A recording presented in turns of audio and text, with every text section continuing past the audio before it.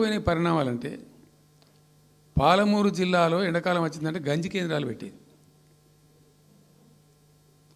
ఏడిసినాం మేము ఒకరోజు గంజి కేంద్రాలతోని పాలమూరు. ఎందుకంటే యువకులంతా పాపం వలస ఉన్న ముసలివాళ్ళు చచ్చిపోడు తిండి దొరకక దానికి గంజి కేంద్రాలు పెట్టి కమ్యూనిస్ట్ పార్టీలు వాళ్ళు వచ్చేది కొంత అడావుడు చేసి ప్రజలకు కొంత గంజి పోసే ప్రయత్నం.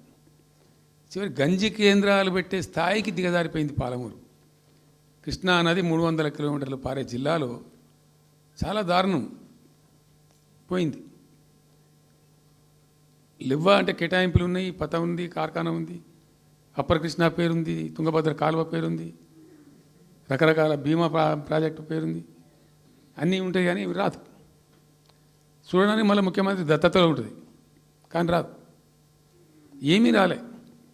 ఇంకా అందంగా ఈ ప్రాజెక్టులను నేను కూడా అప్పుడు తెలుగుదేశం పార్టీలో పనిచేసిన కదా, ఈ ప్రాజెక్టులకు పెండింగ్ ప్రాజెక్టులను పేరు పెట్టిన ఒక టైటిల్ గొప్పతనంలాగా పెండింగ్ ప్రాజెక్టుల జాబితాలో వాటిని తోసేసి పాలమూరున ఆ గతికి తెచ్చిండ్రు.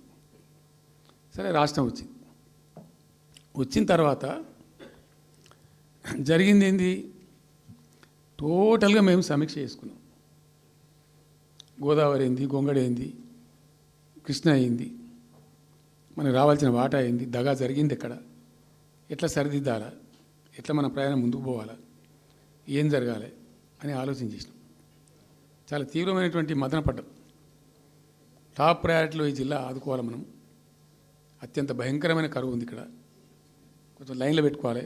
ఇప్పుడు మన సొంత రాష్ట్రం కాబట్టి మనకు ఆ ఇబ్బందులు ఉన్నాయని చెప్పి మా ప్రస్థానం ప్రారంభించాం.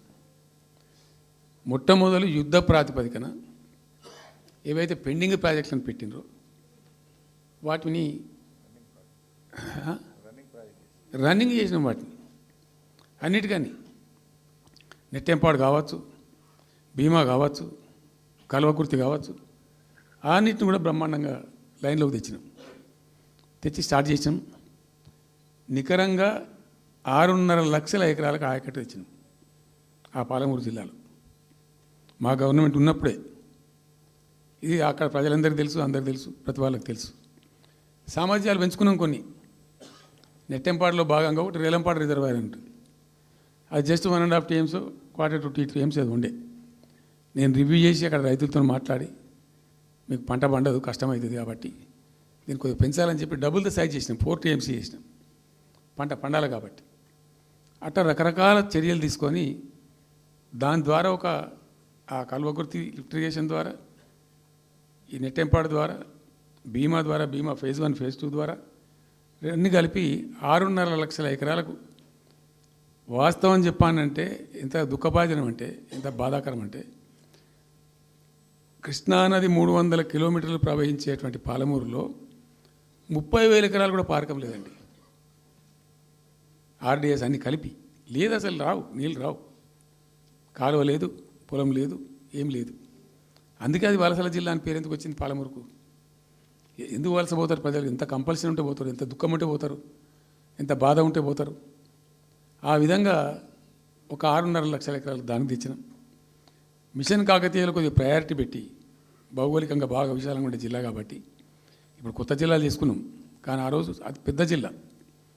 దానికి మిషన్ కాకతీయలో టాప్ ప్రయారిటీ ఇచ్చి మైనర్ ఇరిగేషన్ చెరువులు మొత్తాన్ని పోయినాయిగా అమ్ముకున్నారు, అబాండనైనాయి. మిగిలిన వాటిని కొన్ని సామర్థ్యాలు పెంచి ఒక పద్ధతికి తెచ్చినాం. అదో 1,20,000, 1,50,000 ఎకరాలకు అది దోహదపడ్డది. చెక్ డ్యాములు కూడా కట్టుకున్నాం, చాలా వాగుల మీద 100 కొద్ది చెక్ డ్యాములు కట్టినాం. ఇవన్నీ కూడా మీ కళ్ళ ముందే జరిగినాయి, మీ అందరికీ కూడా తెలుసు. ఈ RDS కెనాల్కి మోసం జరిగింది కాబట్టి మధ్యలో తుంగభద్ర మీద పెట్టి తుమ్మిల లిఫ్ట్ కూడా తెప్పించి తుమ్మిల లిఫ్ట్ కూడా పూర్తి చేసినాం. ఏది RDS ద్వారా కోల్పోయిన ఆయకట్టును రిస్టోర్ చేయడానికి తుమ్మిల లిఫ్ట్ కూడా స్టార్ట్ చేసినాం, నీళ్ళు పోపించినాం, బ్రహ్మాండంగా ఆయకట్టు అంతా పార్పించినాం. ఇట్లా అనేక రకాల చర్యలు అవి తీసుకొని ఒక 6.5 లక్షల ఎకరాలకేమో నెట్ ఆయకట్టు వచ్చింది. ఇండైరెక్ట్ ఆయకట్టేమో భూగర్భ జలాలు పెంచడానికి కట్టిన చెక్ డ్యాములు, మైనర్ ఇరిగేషన్ బాగు చేయడం, దాని ద్వారా కూడా 1,50,000 ఎకరాలకు వచ్చింది. ఆ తదనంతరం మరి మనం ఎట్లా ముందుకోవాలా? ఏం చేద్దామని చెప్పి ఈ రంగారెడ్డి జిల్లా కూడా వాళ్ళు పాపం కృష్ణా బేసినే